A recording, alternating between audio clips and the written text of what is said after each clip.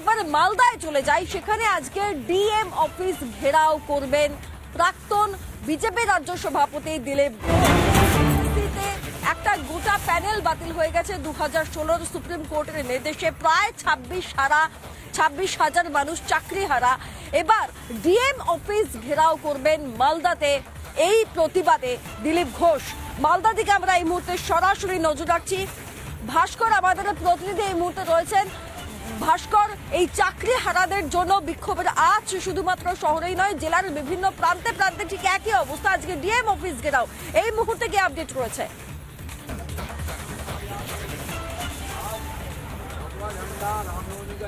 একদমই দেখো সৃজিতা, কিন্তু প্রাক্তন বিজেপি রাজ্য সভাপতি দিলীপ ঘোষ, সাংসদ খগেন মুর্মুদের নেতৃত্বে বিজেপির তরফ থেকে মালদা ডিএম অফিস ঘেরাও করা হবে।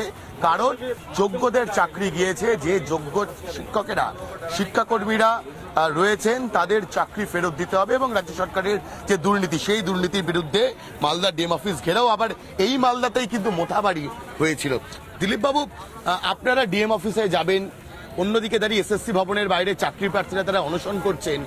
পুলিশ চাকরি প্রার্থীদের উপর র্যাফ নামাতে পারে, লাঠিপেটা করতে পারে, আর এদিকে রোহিঙ্গাদের ধরতে পারে না। ওটাই তো আমাদের প্রশ্ন। রোহিঙ্গা অনুপ্রবেশকারীরা মালদা, মুর্শিদাবাদ, নদিয়া, বীরভূমে দাপিয়ে বেড়াচ্ছে। হাওড়ায় মন্দির ভাঙছে, মূর্তি ভাঙছে, বিজেপির অফিস ভাঙছে, দোকানপাট লুট করছে, থানা জ্বালিয়ে দিচ্ছে। তখন পুলিশের লাঠি জ্বালাবার হিম্মত নেই।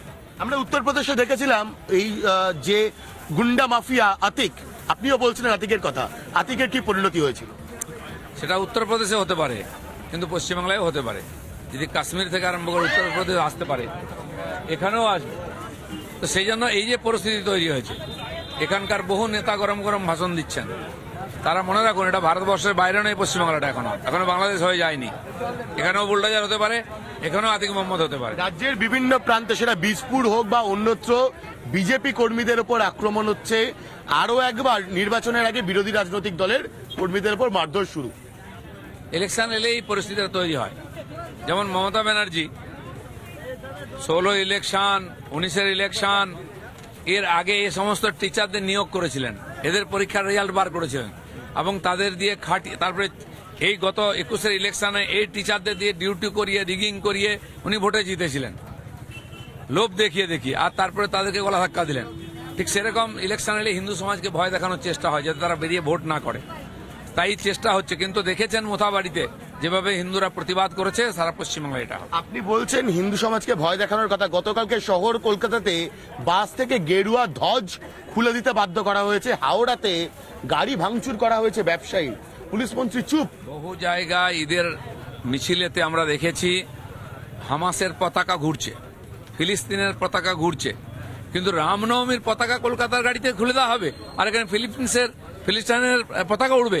এটা কি পুলিশ দাঁড়িয়ে দেখছে কেন? নাকি হামাস রাজত্ব করছে নাকি? এটাকে মমতা ব্যানার্জিকে উত্তর দিতে হবে। এবং আরো একটা জিনিস, যেটা অনেকেই বলছেন হয়তো ভারতের জন্য বিরাট একটা প্রয়োজনীয় পদক্ষেপ ছিল, সেটা হচ্ছে ভারতের মাটি ব্যবহার করে বাংলাদেশ রফতানি করতে পারবে না। যেভাবে মোহাম্মদ ইউনূসরা বারবার উস্কানি দিচ্ছেন সীমান্তবর্তী এলাকা, আপনারা বারবার বলেছেন, কিভাবে দেখছেন পদক্ষেপটা? এই যে ঘটনা ঘটছে, জঙ্গিপুরে হয়েছে, একাধিক জায়গায় দেশ বিরোধী শক্তি সক্রিয় হয়েছে। আগামী 26-এ নির্বাচন ঠিক কিভাবে হয় সেই দিকে আমাদের নজর থাকবে। ভাস্কর, আমরা দিলীপ বাবুর কাছে ফের যাওয়ার চেষ্টা করব, সেই পরিস্থিতির উপর নজর রাখার চেষ্টা করব। আপাতত তোমার ধন্যবাদ। একদিকে যখন মালদায় দিলীপ ঘোষ ডিএম অফিস ঘেরাও করছেন, তখন অপরদিকে এই মুহূর্তে বড় ব্রেকিং। শুভেন্দু অধিকারী, রাজ্যের বিরোধী দলনেতা, তিনি এবার যাবেন মোথাবাড়িতে আক্রান্তদের সঙ্গে দেখা করতে। আপনাদেরকে জানিয়ে রাখি, এবার দেখা করতে যাবেন মোথাবাড়িতে আক্রান্তদের সঙ্গে রাজ্যের বিরোধী দলনেতা শুভেন্দু অধিকারী। আদালতের অনুমতি নিয়ে তিনি সেখানে যাবেন। এই মুহূর্তে যে আপডেট আসছে, মোথাবাড়িতে গিয়ে দেখা করবেন আক্রান্তদের সঙ্গে। মিছিলে থাকবেন বিজেপি নেতা দিলীপ ঘোষও, সেই মিছিলেও থাকবেন বিজেপি নেতা দিলীপ ঘোষ। আজকে মোথাবাড়ি যাবেন শুভেন্দু অধিকারী। আমি আরো বিস্তারিত জানবো, সুখেন্দুর কাছে যাবো। সুখেন্দু আমাদের প্রতিনিধি রয়েছেন। সুখেন্দু, মোথাবাড়ির অশান্তি আমরা দেখেছি, সেখানে আমরা পুলিশকে এত সক্রিয় ভূমিকায় দেখিনি। আজকে শিক্ষকদের বিরোধিতায় যে সক্রিয় ভূমিকায় পুলিশকে দেখতে পাওয়া যাচ্ছে, শেষ পর্যন্ত আদালতের অনুমতি নিয়ে রাজ্যের বিরোধী দলনেতাকে সেখানে পৌঁছতে হচ্ছে। এই মুহূর্তে সেখানকার পরিস্থিতিটা ঠিক কি?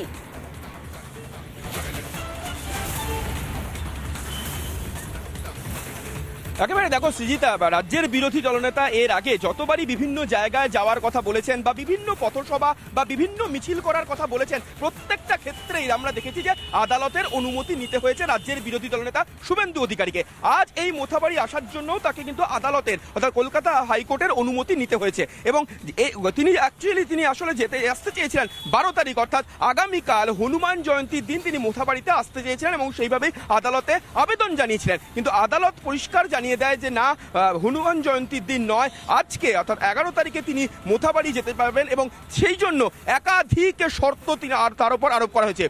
রাজ্যের বিরোধী দলনেতা শুভেন্দু অধিকারী শুধুমাত্র একজন বিধায়ক এবং নিরাপত্তা রক্ষী নিয়ে মোথাবাড়িতে যেতে পারবেন এবং তিনি যে 4টে জায়গায় যাওয়ার কথা বলেছেন সেই 4টে জায়গাতেই যাওয়ার অনুমতি দেওয়া হয়েছে রাজ্যের বিরোধী দলনেতা শুভেন্দু অধিকারীকে।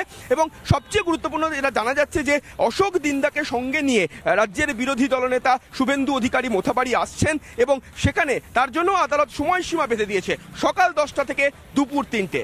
সকাল 10টা থেকে দুপুর 3টে এই সময়সীমার মধ্যেই রাজ্যের বিরোধী দলনেতা শুভেন্দু অধিকারী এবং অশোক দিন্দা যে নিরাপত্তা রক্ষীদের সঙ্গে নিয়ে তিনি কেবলমাত্র দেখা করতে পারবেন আক্রান্তদের সঙ্গে। আমরা দেখেছি যে গোষ্ঠী সংঘর্ষে উত্তপ্ত হয়ে উঠেছিল মোথাবাড়ি এবং সেই আক্রান্তদের সঙ্গে তিনি দেখা করবেন এবং কোনো রকম সবচেয়ে গুরুত্বপূর্ণ তিনি কোনো রকম রাজনৈতিক ভাষণ বা কোনো রকম পথসভা বা মিছিল তিনি করতে পারবেন না, শুধুমাত্র আক্রান্তদের সঙ্গে কথা বলতে পারবেন এবং সেটাও সময়সীমা সকাল 10টা থেকে দুপুর 3টে। এমনই নির্দেশিকা দেওয়া হয়েছে এবং সেই নির্দেশিকা ইতিমধ্যেই পুলিশের মালদার এখানে জেলা পুলিশের কাছে এসে পৌঁছে গিয়েছে এবং সেই মতো সব রকমের পরিস্থিতি সামাল দেওয়ার জন্য রাজ্যের ধন্যবাদ সুখেন্দু। আমরা যেটা আমরা জানতে পারলাম যে কোন রকম রাজনৈতিক ভাষণ নয়, কোন রকম পথসভা নয়, শুধুমাত্র আক্রান্তদের সঙ্গে দেখা করতে পারবেন রাজ্যের বিরোধী দলনেতা শুভেন্দু অধিকারী। আর সেই মতোই আজকে তার যাত্রা, সেই দিকে আমাদের নজর থাকবে। তবে আপনাদেরকে একদিকে যেমন চাকরিহারা শিক্ষক, মোথাবাড়ি কাণ্ড ইত্যাদি, ওয়াকফ নিয়ে প্রতিবাদ ইত্যাদির দিকে যেমন আমরা নজর রাখছি, তার পাশাপাশি আরো অন্যান্য খবরের দিকে নজর রাখবো। সরাসরি চলে যাব স্টুডিওতে পৌলমীর কাছে। একদমই সৃজিতা, আমরা দেখেছি গোটা রাজ্য জুড়ে একের পর এক খবরের ঘন ঘটা, ঠিক তেমনই গোটা দেশ জুড়ে বেশ কিছু গুরুত্বপূর্ণ খবর রয়েছে, সেগুলোতেই আমরা নজর রাখবো এক ঝলকে। মধ্যপ্রদেশের উজ্জয়িনীর মহাকালেশ্বর মন্দিরে পুজো দিলেন নীতিন গাডকারি। একেবারে ধুতি পাঞ্জাবি পরে সম্পূর্ণ সনাতনী বেশে মন্দিরে পুজো দিলেন তিনি। মহাদেবের মাথায় জল ঢালতেও দেখা গেল কেন্দ্রীয় মন্ত্রীকে। মহাদেবের কাছে দেশের আরো উন্নতি কামনা করেছেন। পুজো দিয়ে বেরিয়ে বললেন মন্ত্রী। তামিলনাড়ুর চেন্নাইতে শহীদ স্মারকে শ্রদ্ধা জ্ঞাপন করলেন কেন্দ্রীয় প্রতিরক্ষা মন্ত্রী রাজনাথ সিং। সেনা আধিকারিকদের সঙ্গে বৈঠকও করেছেন তিনি। লখনৌর এক বৈদ্যুতিন যন্ত্রাংশ তৈরির কারখানায় বিধ্বংসী আগুন। দ্রুত ছড়িয়ে পড়ে আগুন, ধোঁয়ায় ঢেকে যায় আশেপাশের এলাকা। দমকলের বেশ কিছুক্ষণের চেষ্টায় নিয়ন্ত্রণে আসে আগুন। গরমের শুরুতেই পর্যটকদের ভিড় জম্মু কাশ্মীরে। ডাল লেকে শিকারা চড়তেও দেখা গেল বহু পর্যটককে। কাশ্মীরের বাকি পর্যটন কেন্দ্রগুলিতেও পা ফেলার জন্য নেই।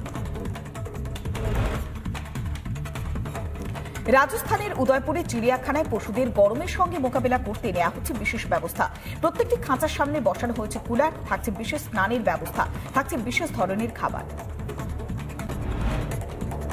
রিপাবলিক নেটওয়ার্কের এডিটর ইন চিফ অর্ণব গোস্বামীর বিরুদ্ধে রাজ্য সরকারের করা অভিসন্ধিমূলক এফআইআরটি নিয়ে কলকাতা হাইকোর্ট তারা প্রশ্ন শুধু করেনি, সেইটাকে কোয়াশ করে দিয়েছে। 2020 সালের একটি মামলা, সেখানে একজন বক্তা সে অর্ণব গোস্বামীর শোতে এমন কিছু কুরুচিকর মন্তব্য করেছে যেটা নিয়ে অর্ণব গোস্বামী সঞ্চালক হিসেবে বারণ শুধু করেনি, টেলিভিশনের ভাষায় যে ডিসক্লেমার বা গ্রিড লাইনসে লিখি সেটাও লিখেছি। তারপরেও অর্ণব গোস্বামীকে বা রিপাবলিক বাংলাকে হেনস্থা করবার দায়িত্ব নিয়ে ফেলেন মমতা বন্দ্যোপাধ্যায়। রিপাবলিক সব সত্য সামনে তুলে আনছে, তাতেই গোসা হয়েছে। যে পুলিশ রিপাবলিক নেটওয়ার্কের নামে মিথ্যা মামলা করে তাদের আরেকবার মুখ পুড়ল। কলকাতা হাইকোর্টে রীতিমতো থাপ্পড় খেল কলকাতা পুলিশ এবং রাজ্য সরকার।